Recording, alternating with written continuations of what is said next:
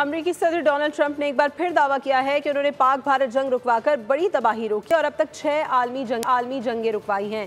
Scott land میں برطانوی وزیر اعظم سے ملاقات کے دوران ٹرمپ نے غزہ بحران، روس یوکرین جنگ اور یورپی یونین سے تجارتی ڈیل پر بھی گفتگو کی۔ غزہ میں بھوک اور تباہی پر برطانوی وزیر اعظم کیئر سٹارمر نے فوری جنگ بندی کی ضرورت پر زور دیا۔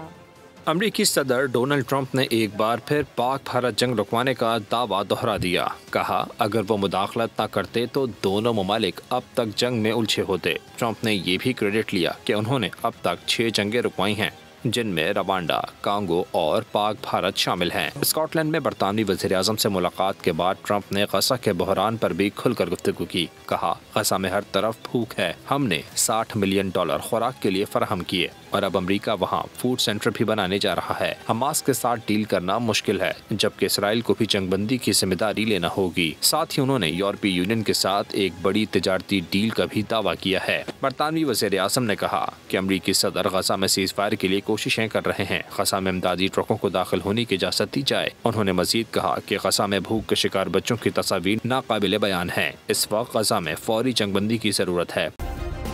سبسکرائب کریں اور بیل دبائیں تاکہ کوئی خبر رہ نہ جائے۔